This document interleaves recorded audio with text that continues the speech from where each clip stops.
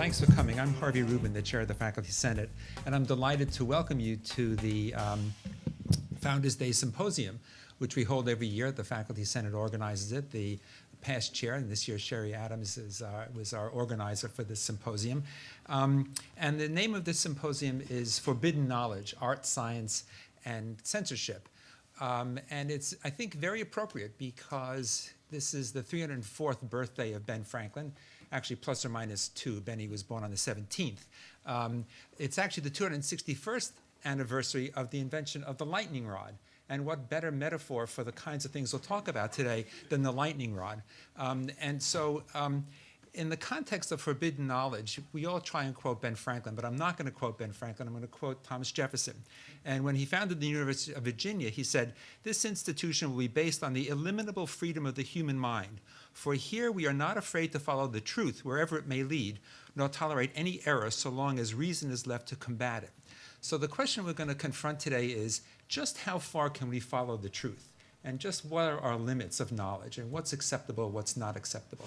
And we have panelists here from across our university who are really, I would say, international experts on this very subject. So we're delighted that they're part of the panel. And I just want to take 2 seconds to introduce them in no particular order, random order. We do know that there's a reception afterwards, so stick around and you can forget your troubles with wine. So our panelist is Professor Gino Segre, who's a professor of physics and astronomy at Penn, who's a theoretical physicist who studies neutrinos. Now, these are tiny, tiny little particles that make up most of the mass of the universe, and they don't interact with anything. So unlike Gino, who interacts with everybody, the subject matter that he studies is almost indecipherable, undetectable. And I read somewhere that about 5 trillion pass through our body every second, and we know nothing about that. But in addition to being an absolutely international quality theoretical physicist, Gino writes fantastic, publicly accessible nonfiction stories books about physics. And the last one is something called Faust in Copenhagen, which reviews the meeting in 1932 of world-class theoretical physicists. And you'll recognize that Faust made a bargain with the devil for knowledge. And we're really delighted that Gino is here, who will bring both a profound scientific background as well as historical background to the issues that we'll discuss. Our next panelist is Gwendolyn DuBois. And Gwen is the associate professor of American art at the University of Pennsylvania, and she's also the director of a new program in visual studies, which is a tremendously interesting multidisciplinary program where the students study the philosophy and psychology and significance of the visual arts. And Dr. DuBois brings together an enormously impressive background in this very subject. She did her PhD at Stanford and then was on the faculty at Harvard. Just after, I guess, her PhD, she wrote a book on a tremendously interesting artist named Carol Walker. And the title of that book is Seeing the Unspeakable. So you can see why we asked her to be on this panel. Seeing the Unspeakable is the analysis of Carol Walker's work. And in chapter 4 of that book, she specifically addresses the issues of censorship and the reception of Carol Walker's work, and you must see some of her work. It's black cut paper silhouettes that are very disturbing, both in terms of gender, race, and violence. You should definitely take a look at them. Anita Allen, who's here to my immediate left, is a deputy dean in the School of Law and the Henry R. Silverman Professor of Law and also Professor of Philosophy. Anita did her JD at Harvard and a PhD in philosophy at Michigan. And Anita has worked in a number of very interesting areas of law and philosophy, including privacy, data protection, personal accountability, applied ethics. And looking over her CV, she has a wonderful paper called The Virtuous Spy: Privacy is an Ethical Limit. And the beginning of that was published in 2008. The beginning of that is she asked the question, is there any reason not to spy on other people as necessary to get the facts, especially if you can put the facts you uncover to good use? So here we have a dual use issue, the spies versus good use.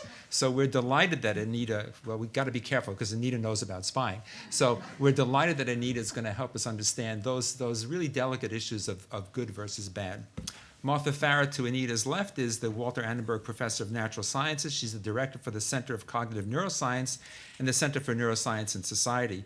A fantastic neuroscientist who's worked in so many different areas of neuroscience: development, the effects of socioeconomic status, neurogenetics, vision, and her new area of interest is in neuroethics.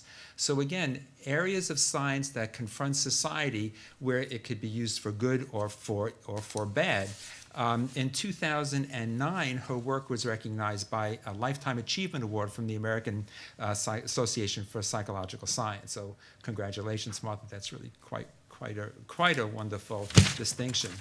Ralph Rosen, to Martha's left, is professor of classical studies and the Rose Family Endowed Term Professor.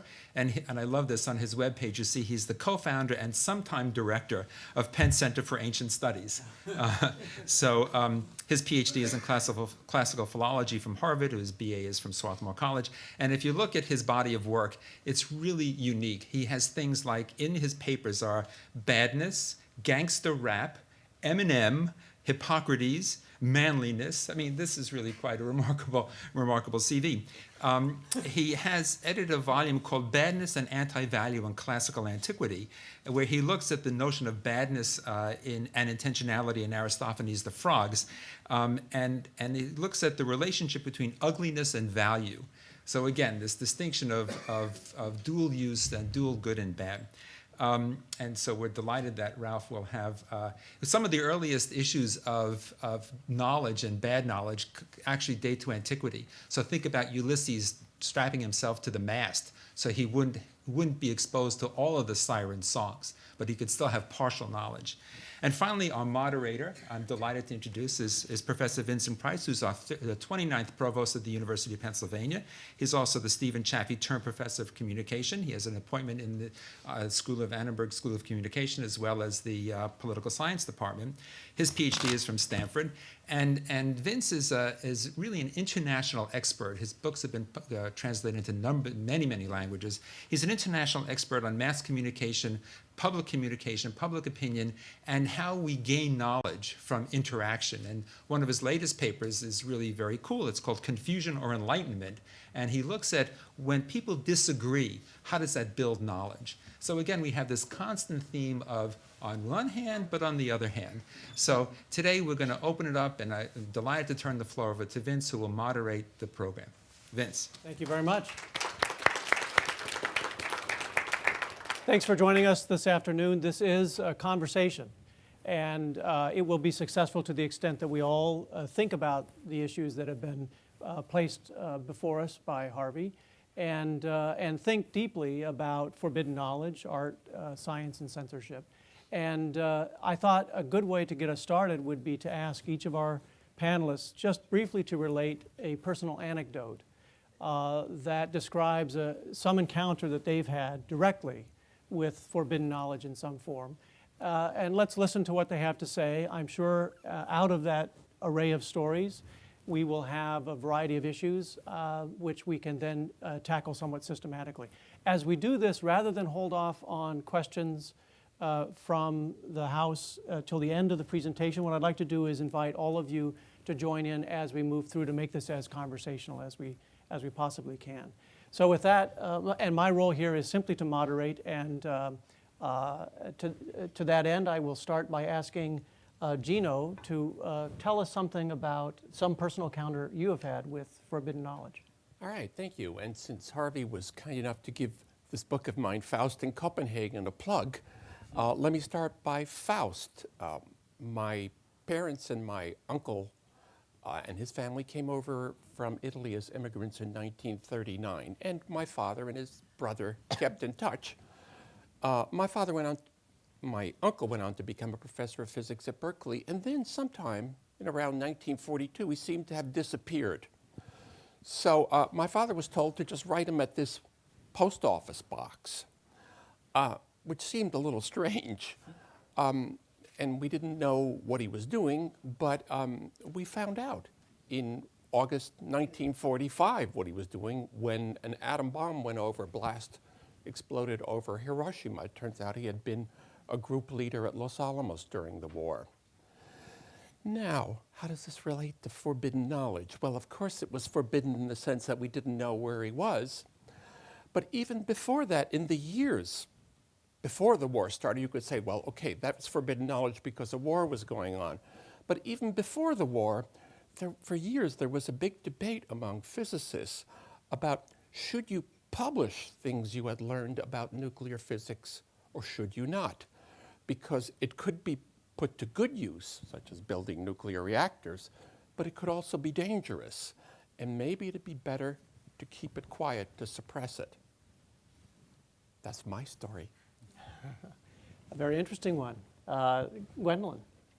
Well, building on the book plugging. Yes. No, my research. Editors always tell us to do this. Yeah, well, and I'll do my best. I will. My work on the contemporary artist Kara Walker came out of my dissertation work, and in all of my examining of the controversy that surrounded her work, which primarily came out of the mouths and out of the pens of other artists who felt that her work was somehow unacceptable and should not be exhibited widely.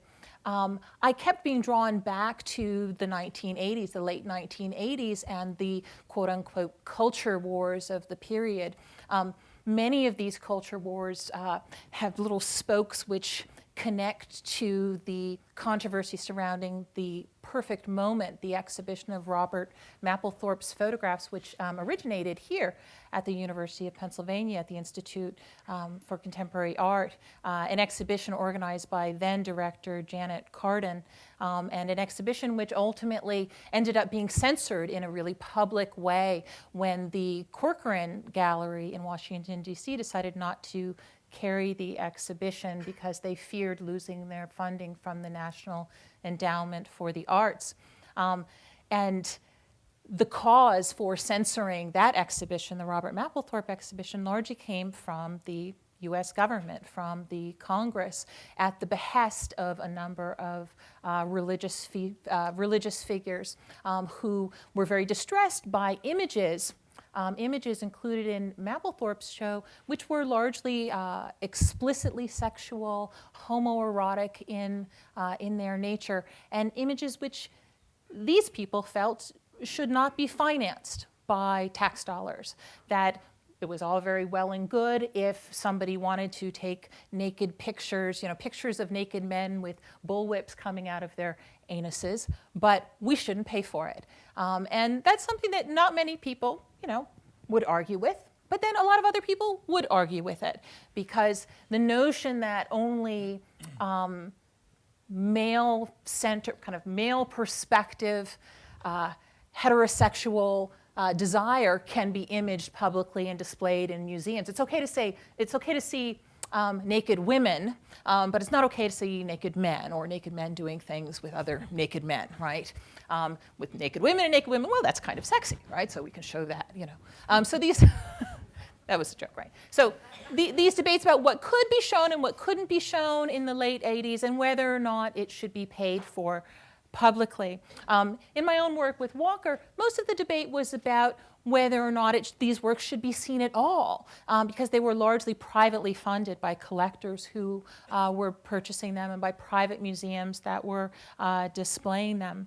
But in the end, I had to think about, what am I going to write about? What am I going to be able to sit with and look at and live with for the 2 or 3 years when I was doing my research on the topic. And in some ways, it comes back to that personal thing, the personal notion of, do I feel comfortable writing about something? Do I feel comfortable looking at something? And then how do I make that argument to others? Great. Well, I don't have a book to plug, but or at least I won't do that right now. But this does tie in actually a little bit to Gwendolyn's anecdote. I wanted to start with actually what seems like a very trivial story, but I think there are ramifications that will come out in the course of our conversation, the ramifications that this little anecdote kind of indicates. I teach a class called Scandalous Arts in Ancient and Modern Society. It's a comparative course in which we're interested, as the title suggests, in material, visual and and largely literary, but also visual, which is kind of felt to transgress the norms of society. And it's a lot about scandal within each culture, but it's actually also about the notion of classicizing and how you can take scandalous material in antiquity and that's scandalous then, but today, because it's classical, it becomes okay to view it. It brings up all sorts of huge aesthetic issues and philosophical issues even as well. But the anecdote is a very simple one. In this day and age, everyone wants to have good sort of social networking with one's students. So I thought this time I would set up a Facebook page for the class. Not so much that I could do Facebook with them all day long, but as a repository for mostly visual material and interviews with people that we were studying, both ancient and modern. And so it was actually a very, very convenient way to archive YouTube clips and sound clips and things like that, and then I could come into class and just call it up and we could access it. But what was from the very first day when I did this, I actually did it about 2 weeks before, in the end of the summer, before the class, I tried to set up a Facebook page for a class called Scandalous Arts. And Facebook would not let me use the word scandalous. I'm not kidding you. It was on their forbidden list. So, of course, thinking quickly on my feet, I said, I'll spell it with a K. And so anyone on, actually it's public, I think you can go look for it, and there's a lot of interesting things up there. That's the kind of more kind of trivial anecdote, but there was actually, in the course of the semester, using that page, I would upload increasingly problematic material, including the stuff from The Perfect Moment, that exhibition, Mapplethorpe and Serrano and others who were involved in it. And my students would repeatedly come in and tell me, said, by uploading that, you've just violated every stated protocol on Facebook, and including things that were just sort of obscene drawings. But these are all artists. This is sort of, the course is really about the arts, and not just kind of pornography and things, but arts that might be considered that way. So I remember this is the last thing I'll say, I remember when I uploaded a bunch of images of the John Curran, who's a painter, very conspicuous recent painter who's thought by some to be rather pornographic. The students couldn't believe what they were seeing and told me that the Facebook police, I should watch out for the Facebook police on that. So far, nobody has bothered me, but anyway. This may change that. Yeah, I know. Oh, please. Thanks. Martha. Okay, well, my experience has to do with research and trying to get research funded, and sort of listening to Gino talk about the sort of forbidden knowledge that's forbidden because it's potentially dangerous, and then to people in the arts talking about knowledge being forbidden because it's more like offensive. Yeah.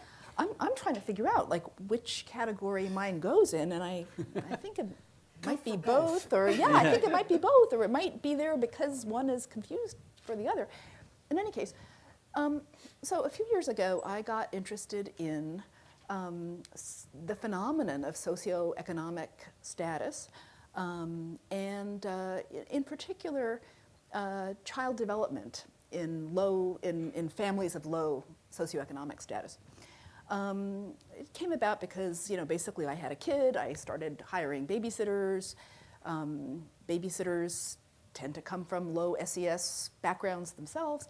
And my eyes were opened to this whole other slice of life that we in our little university orbits tend not to encounter.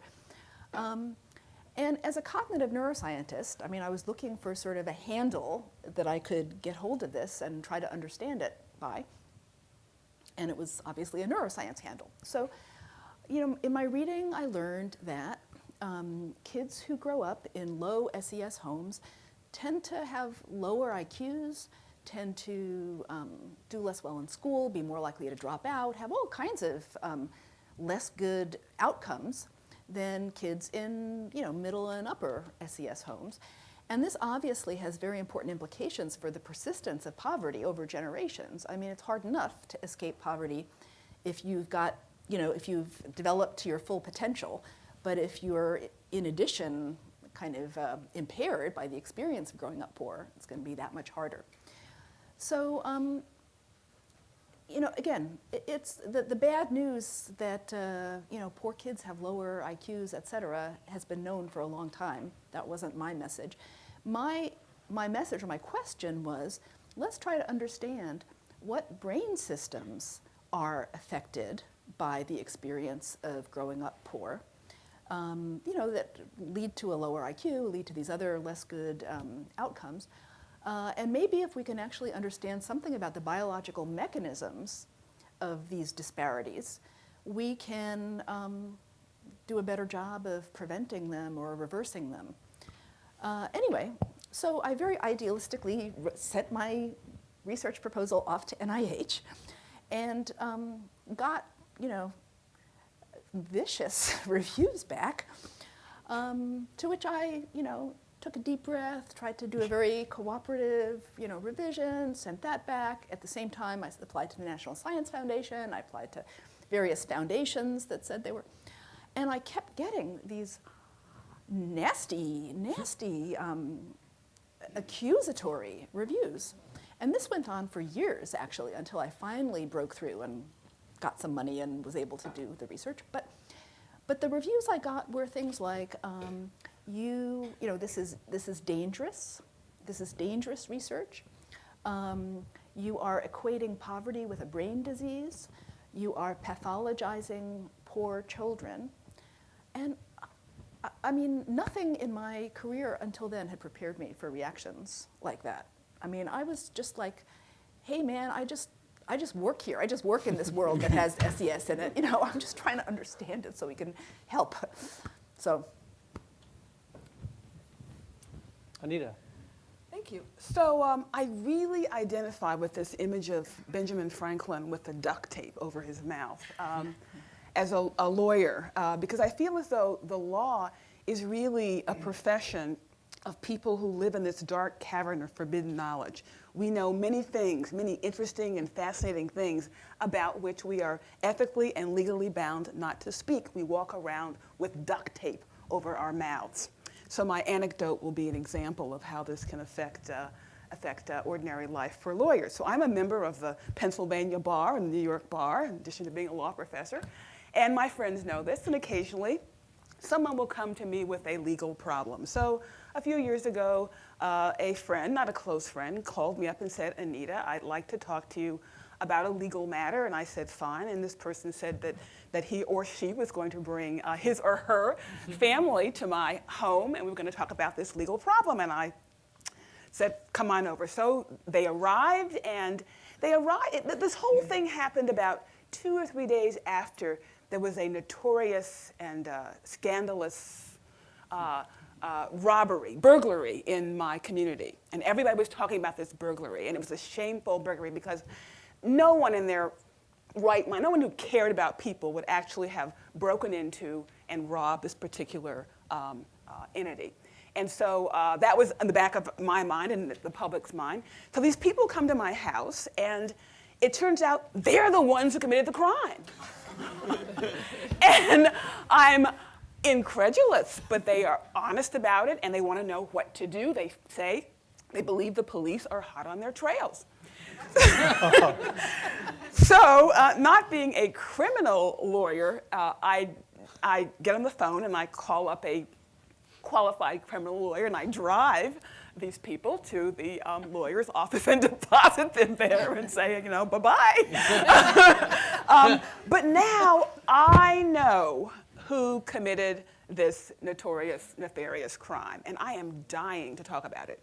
I want to tell my family, my children, I want to tell my neighbors, I want to tell my colleagues at work, I want to tell you right now, but I am forever bound to keep this forbidden knowledge buried away behind the duct tape. Now, I actually think that the kind of censorship, in effect, the government imposes upon lawyers makes sense. First of all, we do want people to be able to go to lawyers in confidence to talk about complicated rights and obligations.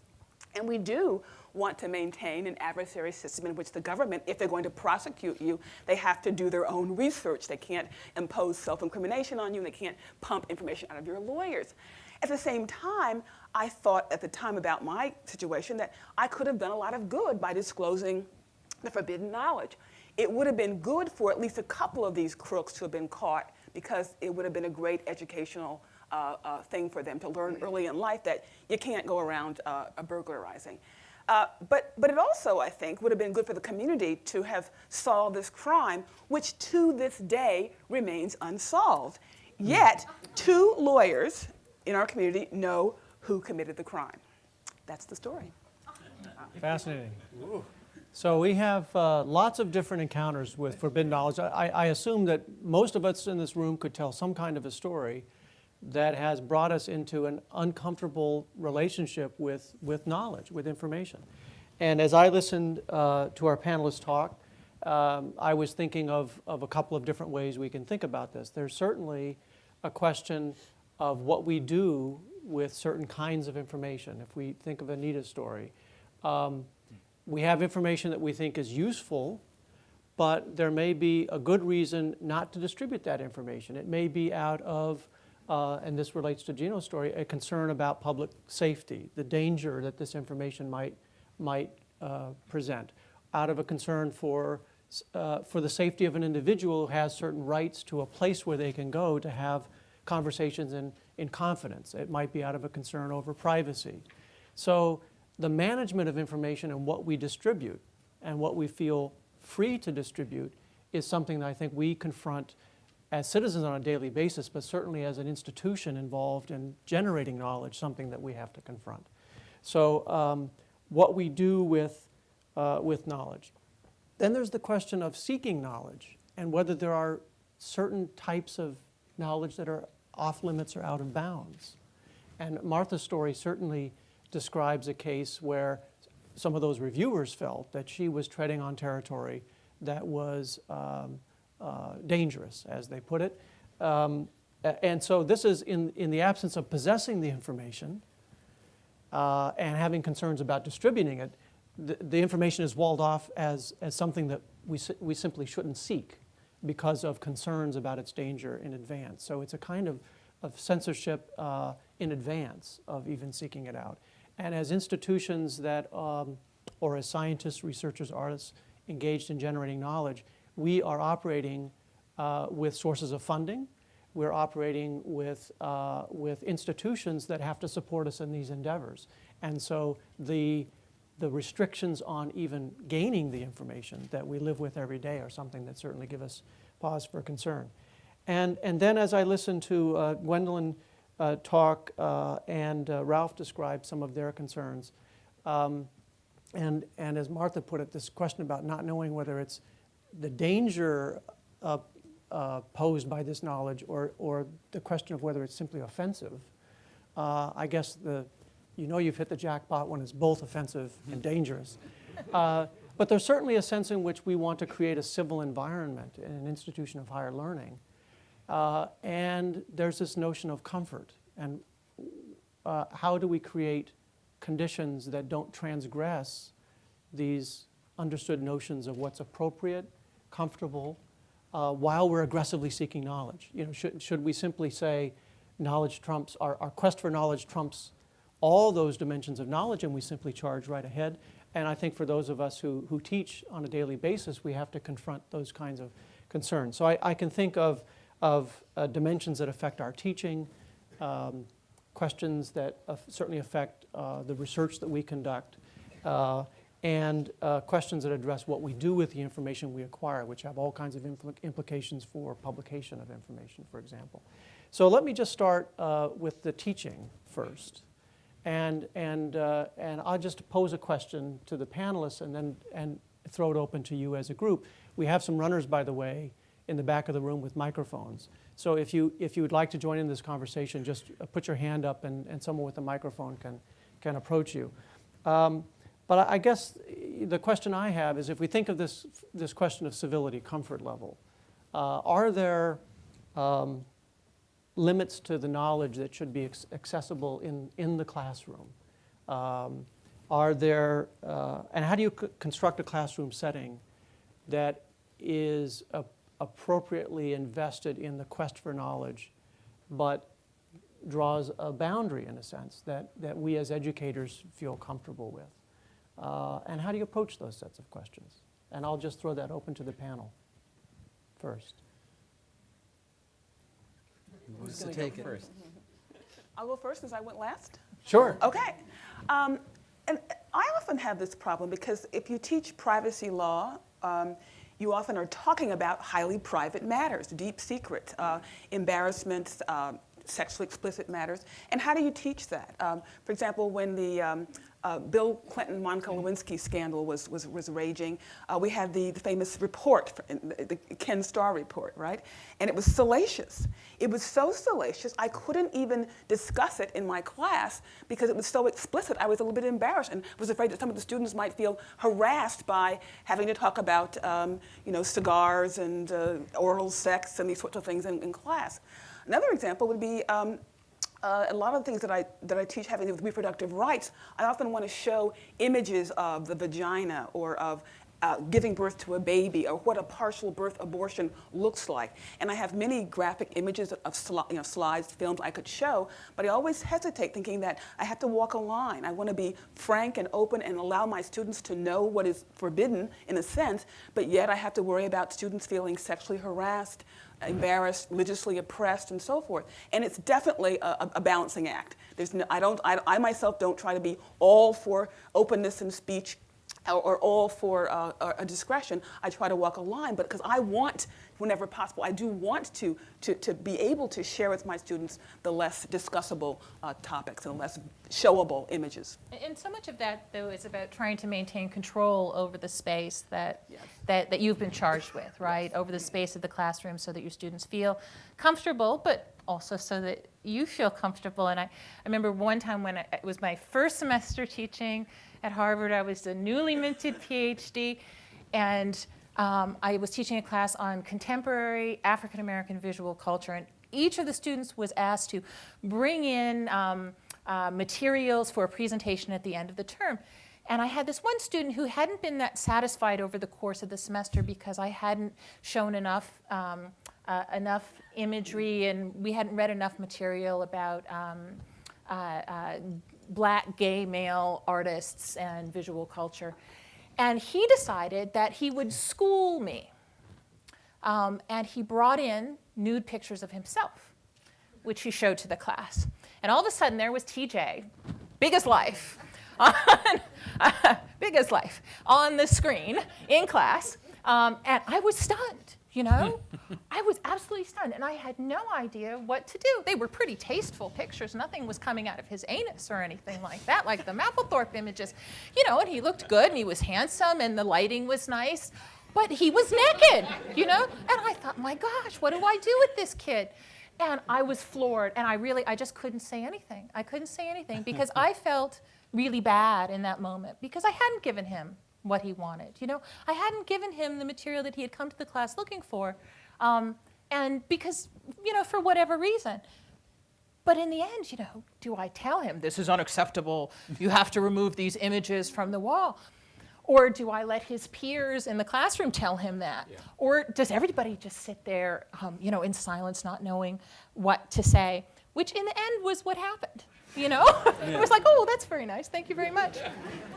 And then I talked with him about it later in office hours, and you know, and he was kind of repentant, and he felt like, you know, he had maybe done a bad thing, and you know, and later I mean, this never happened to me since. Yeah. I really don't hope that it does again, but I realized that, you know, when things like that do happen, sometimes not overreacting, you know, is the best way to go with it, and to make it feel like it's as open a space as possible. Although one time when I was in, and this is very quick though, when I was in art school, my first 2 years, there was a student who did a performance art piece in a class where he took a gun out of a backpack and did a scene where he attempted suicide. And everybody was totally shocked and felt incredibly harassed. And there was a big backlash in the classroom because of that, because it was, you know, what if it had been a real gun? What if this was not a performance piece that he was acting out in front of us? What if he was, really trying to, I mean, if he was really suicidal. if he was really Right. suicidal? you know? Well, clearly I've been taking the wrong classes, apparently. You gotta stick with me, But Vince. I'm a for quick the question, and then we'll get to physics, pretty soon. and we'll get to Gino in a minute. But a quick question for you: what if that student had approached you in advance? It didn't just happen in the classroom, yeah. but came in advance, said, "Here are the photos. This is what I want to do in class." Do you think you would have said, "This is not appropriate," and prevented it? Well, it was sort of against the assignment, so yes, I would have I mean, said, it's relevant, I think, to Martha's observation. Sometimes we anticipate danger, problems, confuse students, whatever the case may be. And I think there's a fair amount of research to suggest that people are, in general, not very good about predicting the outcomes of a lot of behavioral phenomena, a lot of the supposed bad effects of things are used in advance to argue for their censorship. But we won't know if those things are prevented from happening in a classroom setting. So it's an interesting question. When things are presented to us, we're sometimes surprised not just that they happened, but by what didn't happen, that we might have anticipated. It's interesting. But Gino, you had a No, I comment? was just saying, I think that one talks about part of a college experience, or, is to expand students' horizons, to expose them to all kinds of ways of thinking and that they haven't had previously. And I think that's one of the most important things that one can have in a college education. On the other hand, if the experiences are so shocking in a way that students become numb and retreat, then that's not what you want. So it's always this balancing act that you have to perform between expanding and how far do you expand it. And I think it's always a juggling for different classes, for different students. I can just chime in on this. I have these problems in this class, the Scandalous Arts class, except there's kind of a paradox involved because my wife is a lawyer, and so she urged me early on when I first started teaching this to put a disclaimer on the syllabus, which I do, in fact. And simply saying, look, the topic is going to get us involved in scandalous material, and you're going to see things that many people consider to be offensive and all of this. So if you are offended by this kind of thing, this is probably not the class for you to take, so don't take the class. And so the paradox is that then, of course, I mean, actually I've never seen anybody not take it for that reason, but there is a sense in which there's an understanding that they have a high threshold for shock anyway, or at least they're expecting it. So this is that they're prepared for. So there's very little and there's nothing that I would self-censor in that class because they know they're supposed to be in a class where they're studying things that are outrageous or over the top, whether it's ancient or modern. But even so, I was going to just one thing about there is always a moment in this class which gets a little bit fraught because we do a unit on satire and comedy, a couple of weeks on this, and one of their assignments is actually to compose a rant of their own, but it's not, so what I'm trying to teach them and what they learn is that there's a difference between going outside and just ranting and composing something that will have an audience in mind and will be amusing, will be comedies. It's like you can't just stand up and do stand-up comedy and have it necessarily succeed. So there's all sorts of issues around the kind of the art of comedy and satire, which they have to learn. And since they're new at it, most of them, you can imagine all of the kind of scandalous comedians you know, and how delicate that line is between success and failure, and how careers are ruined by just the wrong timing and the wrong word and the wrong topic.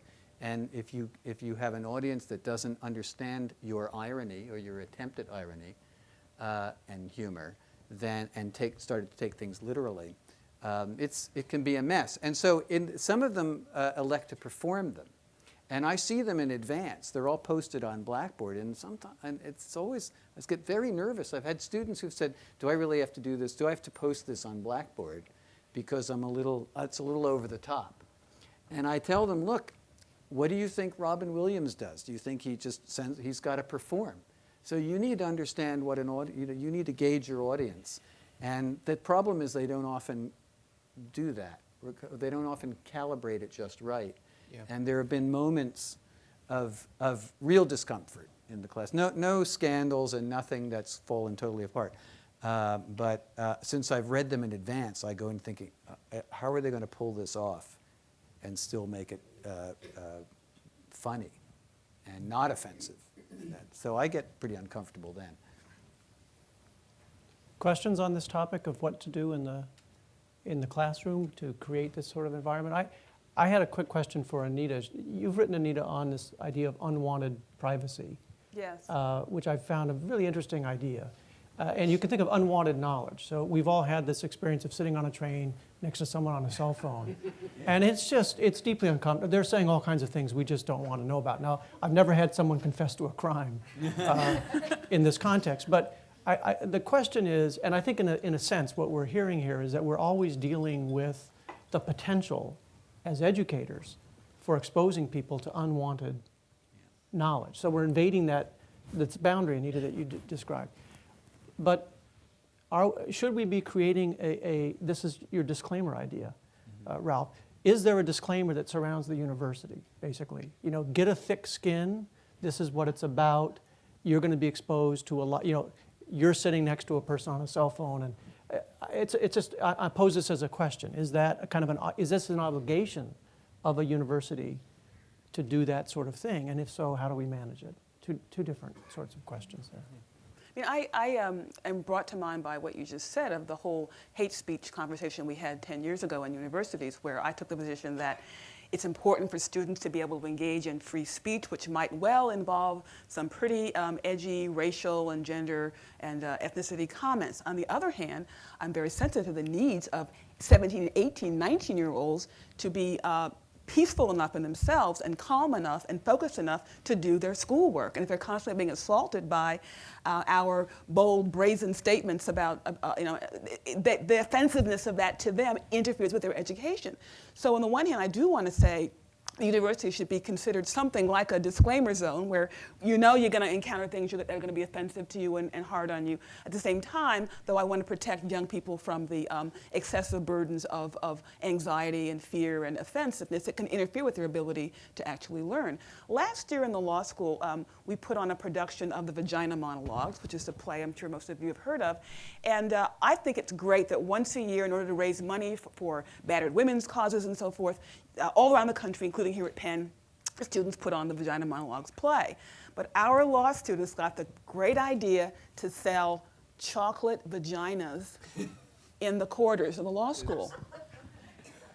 Well, when I found out about this, I gently discussed with them the pros and cons of selling chocolate vaginas and to try to distinguish between, on the one hand, in a closed auditorium, offering a theatrical production versus in the common hallways of the law school, selling an object which might strike some people as offensive, sexually offensive or racially offensive. And they ended up deciding not to sell the chocolate vaginas. But the decision was theirs. They made the decision after hearing concerns about why other people might be offended by this particular kind of a product.